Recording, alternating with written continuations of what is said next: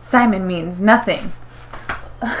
Big Geeky Blog. Hi everyone, I'm Katrina. You can follow me on Instagram and Twitter under XXKMGamingXX.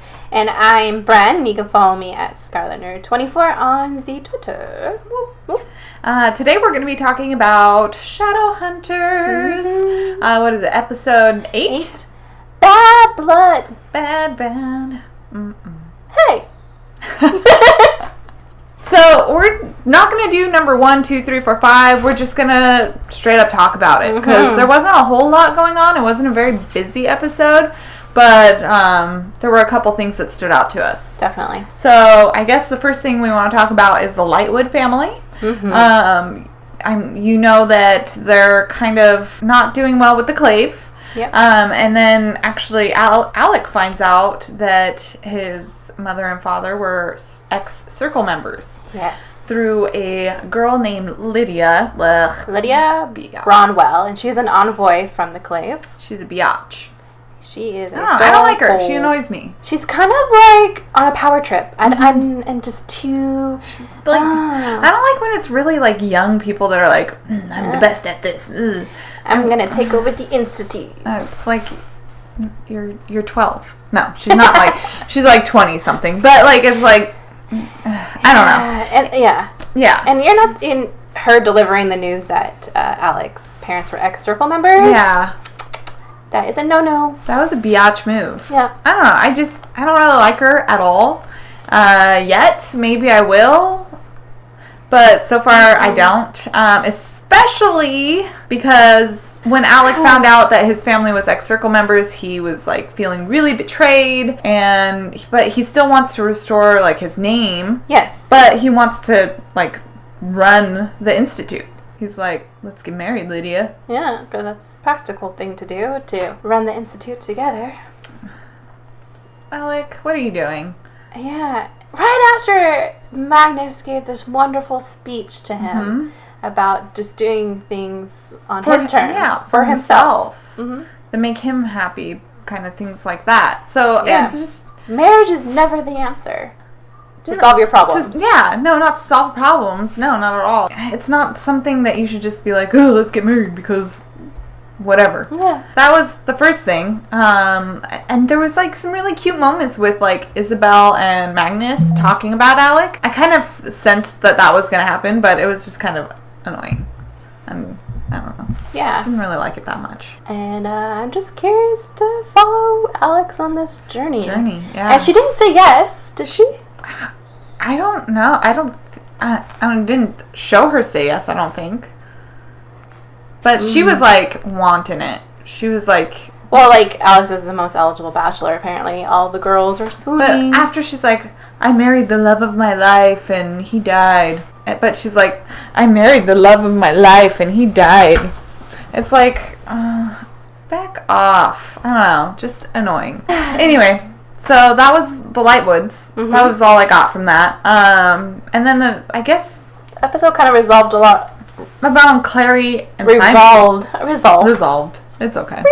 It revolved around really Clary and Simon because the previous episode we saw that Simon got attacked by Camille. And I pretty much guessed that he was either going to die or be a vampire. So now Clary's faced with the option to either, because he's a fledgling at this point. Yes, yeah. So if she buries him, it could be good or bad. He could either be buried and spend the rest of his life starving and miserable under the ground or something like that. Like engulfed by the earth. Yeah. In pain for all eternity, and his soul will be lost. I mean, there's not really like a pro to resurrecting or staking him through the heart, but I think people like to go with the alternative option. Would you kill me? I mean, if I had like a glimmer of hope to like save you, I think I would resurrect you. Right, that's what I would do. I mean, I'm sorry that you would be a vampire and wanting to like drink blood, but I mean, vampires are pretty awesome. Yeah, no. Even the whole drinking blood thing's not really my deal. I kind of get a little queasy around blood, but I mean, if you're a vampire, then you... To do it on the side. Don't let me see it. Yeah. That's exactly. Pretty much right. How I flow. Yeah. I don't know. So Clary's left with this like option to bury him and let him be a vampire, or to stake him and just end his life forever. And it's really her just kind of battling this within her own self throughout the episode. She went to Simon's mom and she was trying to tell her that he was gone, right? Yeah, I think that was the plan, that he like ran away or something. But she ended up not being able to, which that would be a really hard thing. You know, I would have problems doing that with like lying. Yeah. And she already feels guilty for what happened to him. Yeah, exactly. So she goes there, and basically that's like when she makes her choice that she's gonna resurrect him.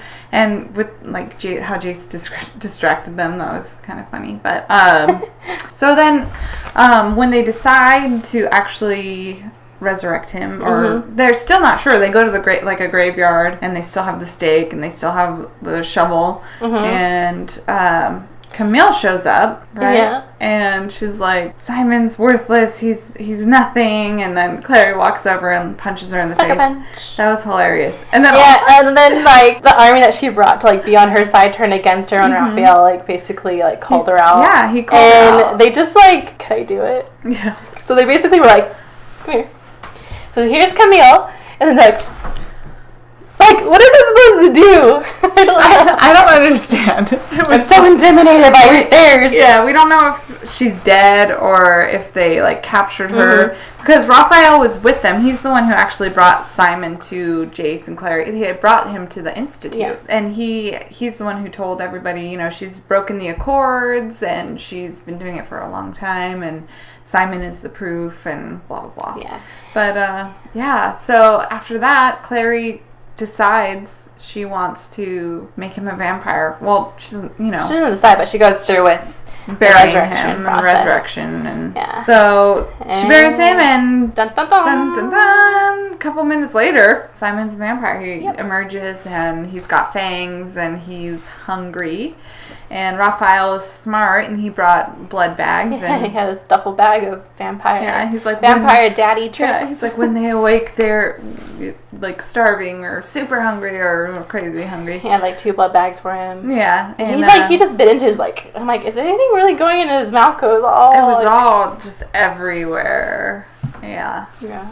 But it freaked. You could tell it was freaking Clary out, and then when he was like, I'm a freaking vampire, like, he freaked out, which I think, unless you wanted it, unless you knew that that's what was going to happen. I don't think he wanted to be a vampire. No, so he freaked out and he ran away, and Raphael actually, he's like, don't worry, Clary, I'll go, like, not babysit, but watch him and make sure he's okay. So we'll see what happens there. That's kind of how it ended. It was like, all right, Simon left, and Clary's just like, So and Jace was there like rubbing her shoulder or something. I don't know, but notables. Valentine's. Going after ex-circle members. Yes, and the Seelys signed with Valentine, right? Are you siding with Valentine? Signing. They side with him. Sign on the dotted line, please. So that's and dangerous. He knows that Clary has the mortal cup. He does, and he sent a Forsaken to go try to kill Luke, I think. He said it took a couple werewolves to take that thing out, so it was kind of, they could tell it was modified. And then another notable is when Izzy was doing the autopsy, she found out that it had angel blood. Yeah. So that was pretty much it. So that was our little recap, very short this time. And let us know what you think.